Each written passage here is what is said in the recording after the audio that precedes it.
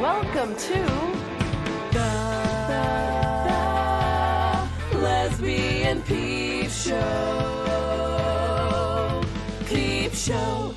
Okay, welcome to Lesbian Peep Show. Hannah, I'm Chapstick's founder and creative director. Incredible. Hi, I'm Isabel. I'm one of Chapstick's creative directors and photographer, media relations. So I love this shit. And I also am curious if there's going to be more emphasis on print media, specifically for lesbians, because we have this like strong history inside of it. So how did Chapstick start and what are y'all doing? I kind of just started out of nowhere, honestly. I met Isabel like around maybe like a little over a year ago. And I think we're both just very creative people. And it happened to work out that we were willing to work together and start this project and put it together.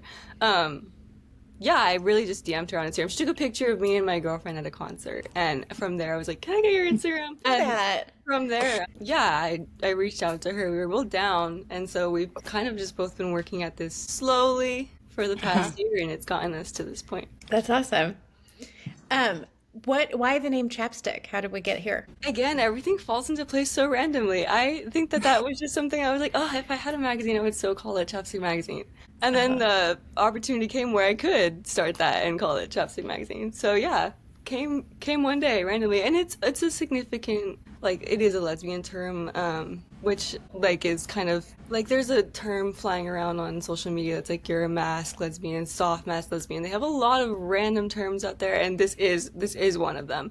But it's more just so like in my brain when I like started it, I was like, oh, I wear chapstick and I'm also a lesbian. Oh, like that's so gay. Like chapstick is so like, yeah, I have a tinted chapstick. Like that is just so me, and it will be forever. And that's where it started from, and then it ended up working. Yeah, love. I love the name too. I was obsessed with it when Hannah first told me about it. So double props to you, Hannah. It does feel very magazine too, because I feel like so much of the female forward sort of stuff I was supposed to be consuming, and I think I'm a little bit older than y'all, but like in the 90s was very like lipstick forward, and I love lipstick and I'm a femme.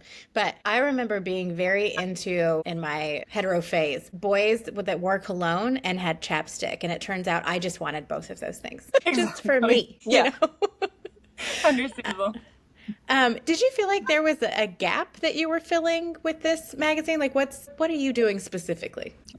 Yeah. So for us, and how I was approached with it was that since there aren't a lot of lesbian spaces or places for lesbians to feel included before like needing to be invited, if that makes sense, a lot of lesbian events and different bars have had people come forward talking about how they didn't feel included, or they felt that, you know, they were looked at in some type of way.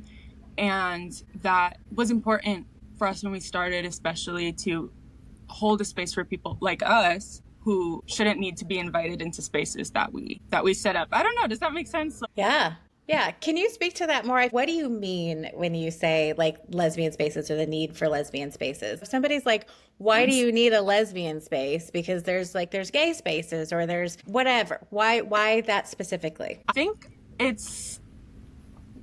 I think it's just because of that. Like the fact that we'll ask like, oh, we need more lesbian spaces. And they're like, well, there's gay spaces. It's kind of like, well, wow. What about a lesbian space next? There's a lot of spaces that just don't center our experiences and don't take our experiences into account in the way that it should, as well as the rest of the queer community. But I think we also deserve a space to connect with people with our experiences and who view life and walk through life the same way that we do. It's more comforting, I guess, to have that shared community. I just honestly, like, I didn't put too much of an emphasis on like creating like lesbian specific spaces in my life. I think I've always kind of like been with gays like throughout school. They find each other, you know, like, and we're in an area where there are gays, like, so I'd never really put too much of an emphasis on finding that. But seeing now how many people I know and how many people I can connect with over this, and like how easy it is for us to like just like try to put something together and get people together and see them like move forward from that, knowing new people and like meeting new people that like they can like build those connections with, is just like really, that's what the spaces are for. Like you're meeting these people that you wouldn't have had the chance to, and you're finding someone that's gone through so much that's so similar to you. I don't know. And we've seen it, and it's just the cutest thing to see people go to like our events or do something, and then you see them a couple months later and they're on their story like hanging out. Like that's just the cutest thing, and it's so cute that we're able to provide that for people just because of putting like work into and emphasis into having a lesbian space. Who would you say that your magazine is for? I personally would just say it's for all lesbians because honestly, I think that regular people should be consuming lesbian content too. Because why not? Like, you should listen to the lesbians. So I think it's for everyone. I think it's good for people to consume lesbian media. But yeah, it is for lesbians to be able to like find something they can connect with primarily, for sure. There's a clip. Why should we all be listening to lesbians? We absolutely should be listening to lesbians because they know everything.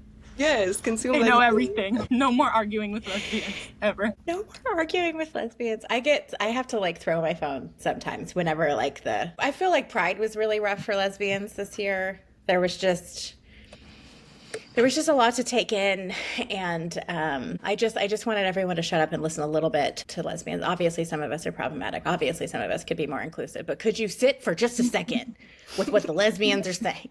What kinds of stories and content do you put out? What can people expect from Chapstick Magazine? A huge part of what we put out is work by other lesbians to showcase and uplift our community and the work that they've like generously offered us and offered to share with us, and other content such as, I know part of our group like looks at music, some of our group looks at photography and different outlets of photography and different photo shoots, just to be able to really touch on how lesbians kind of move and see the world, how we're part of literally everything and we live in the same world kind of thing.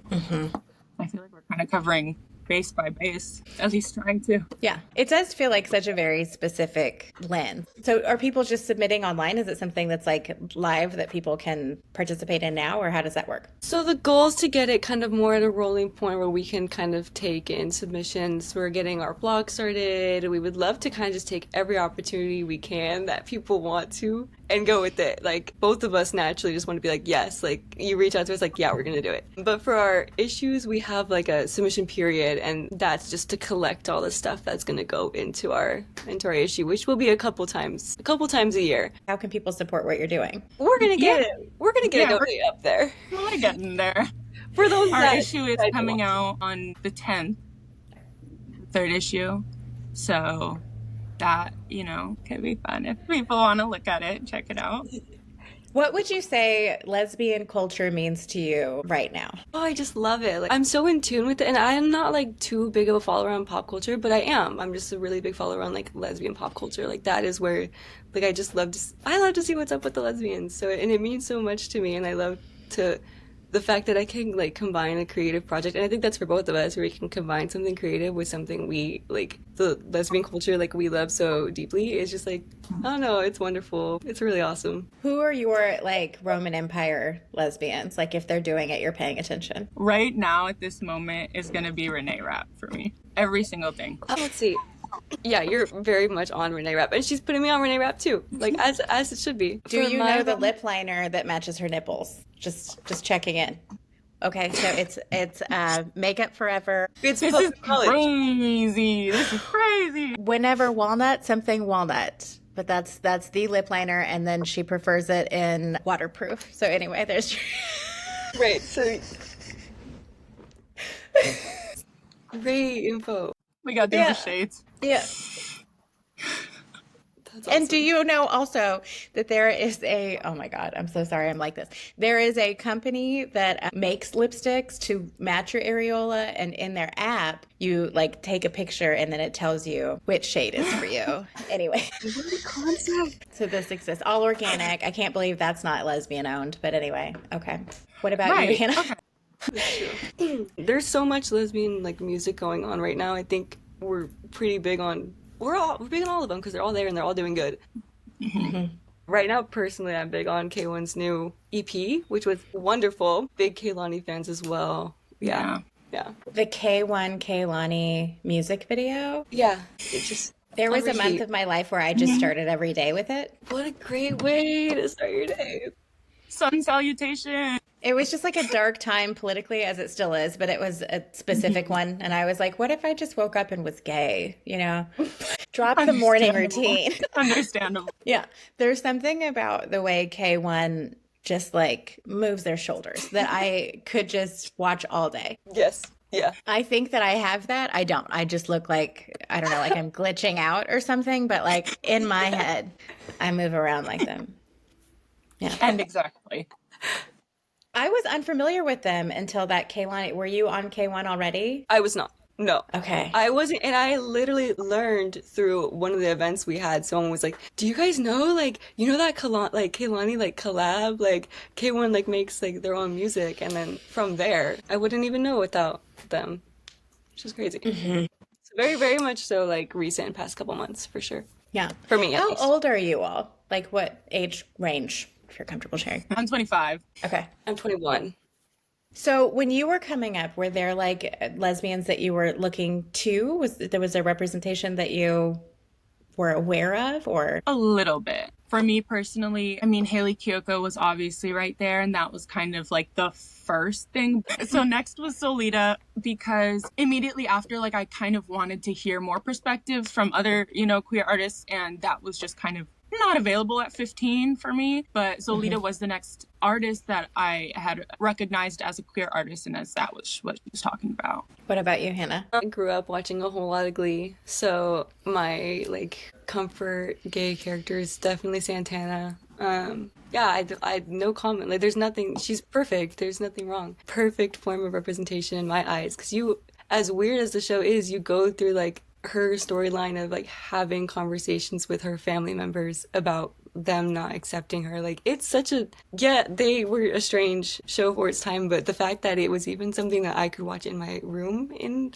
middle school is just kind of like, and relate to, is just kind of like, the fact that that's able to happen was crazy, and it did. It reached its target audience, obviously. Yeah, she was my first kind of like actual gay character, other than the random ones that we just make gay in our head. Yeah, When we're that's little, I mostly think. what I had. Do you all have a relationship to the L word, even just like it exists, or were you getting in there? I love the L word. I love the L word. Incredible. Did you go back to the beginning? Yeah, I've gone back to the beginning like 6 times. I'll just play it. That's the background noise at this point, is just Right. the L word. Same. I feel like every time I watch it, I'm getting something different out of it. Like, first season, they're giving like the most like lesbian fashion. Like, I look, that is just so wonderful. Like, I love it. Yeah, Yeah. The leather piece, the leather top and bottom that yeah, Shane was wearing it's iconic. locked me in for life. Totally. Yeah. They just put out that book. Are you familiar? So that was interesting. I've been wondering forever when Shane came out, because it just felt wrong to me that like Shane's gay, right? And then she just like dropped that she was married to a woman in like 2019 or something. I don't know. It was kind of recent. So anyway, apparently that was all happening at the time, and her and Jenny hooked up, which is why the storyline of the two of them happened, because it was happening behind the scenes. Wonderful.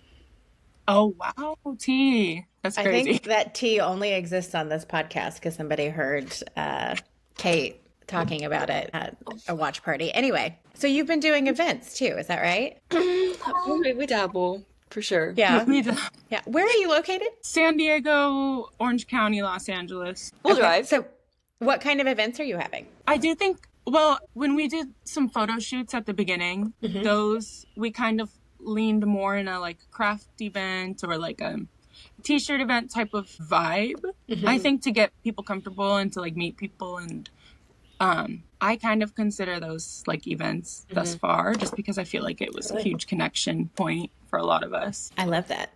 So if you could like future cast, you get big investors. The queen lesbian that we aren't even aware of drops down, gives you millions of dollars. What do you want to do with Chapstick moving forward? I would love to do whatever we need to do to showcase how I think we both see lesbians through our brains, because I think that lesbians are the coolest thing in the world to me, and there's just so much, like, it's so wonderful, and I think that I get that it's hard to like give accurate representation, but I think with us behind it, I truly think that like we can just showcase the real wonderful parts of lesbianism. And I personally, for me, I think the cool parts, because I am always like just shocked and impressed, and so I don't know, I'm taken aback by everything lesbians do and how they look and how they act and how they think, really, too. So I would like to offer that if we had all that money, as you're saying, if randomly, I would say,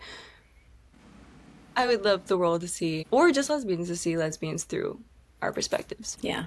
I feel like that's a constant I don't know, battle. It feels like a really dramatic word, but like a conversation I'm having with myself all the time because I'm both like incredibly frustrated about how many people, even inside the queer community, even sometimes women who are queer but not culturally queer or whatever, not to be the gatekeeper of that, but like that is different, don't even know that lesbians have a culture or what it is or spotting it, you know? And so it feels like Right. upsetting to me that people don't know what it is. And then I also am like, but when people know about things like that, we know what they do. Right. It's like overfamiliar appropriating, which isn't really a term we use in queerness because we're kind of like an open religion, like you can join, right? And so it's like both like, I'm upset that you don't know about this and like, please don't play with my things. Yeah. Oh, I get that. Yeah, I like that. Yeah. And I don't know how to, you know? Where's the line? Yeah. Yeah. Like sometimes I make content and I have lesbians in my comments, like, don't tell them everything. And I'm like, I know, but it's for you though. It's for you. Right. Right. Fully, yeah.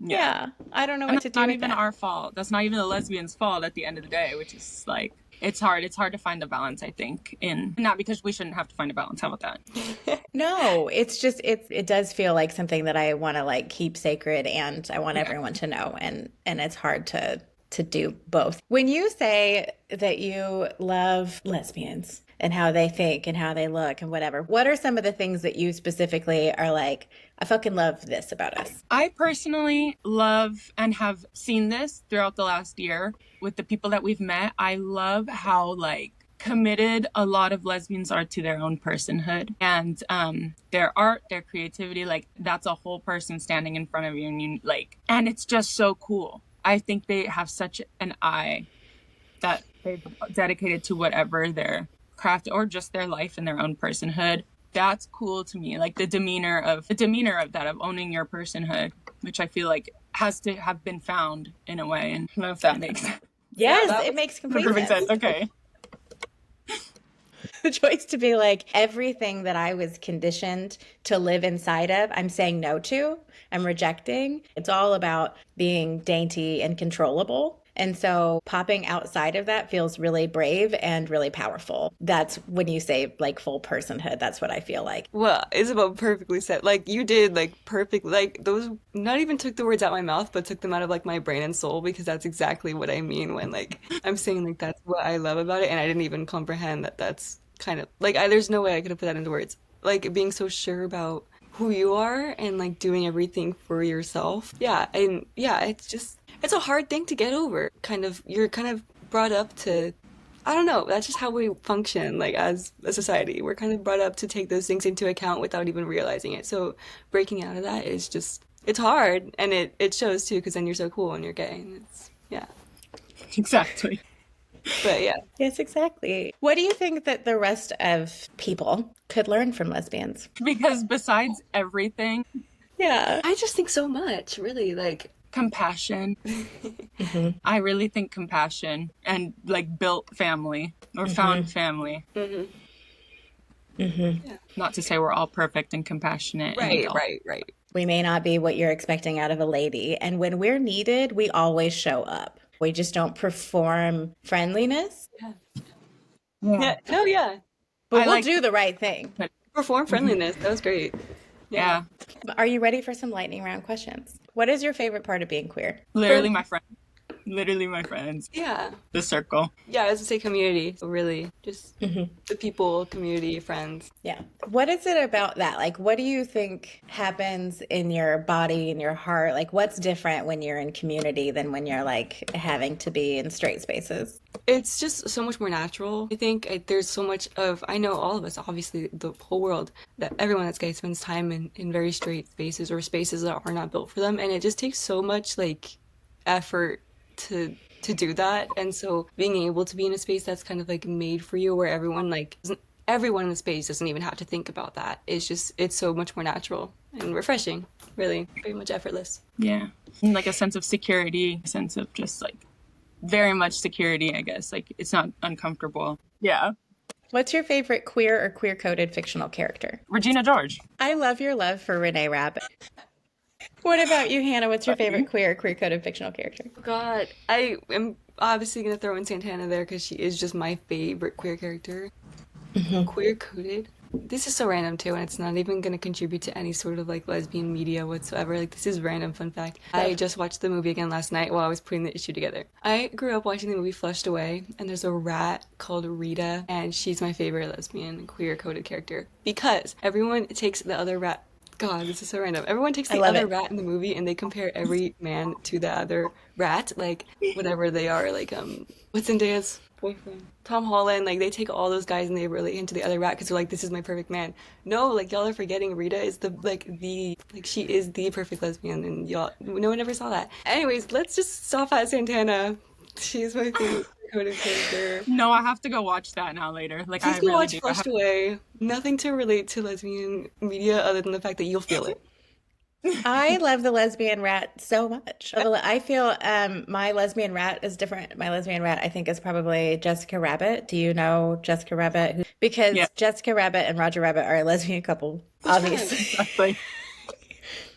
She's high femme. I feel like high femme, least understood characters in like lesbian culture. Hyper femininity is not for men. They don't like it. Right. What are you talking about? Yeah. Right. Yeah. Anyway.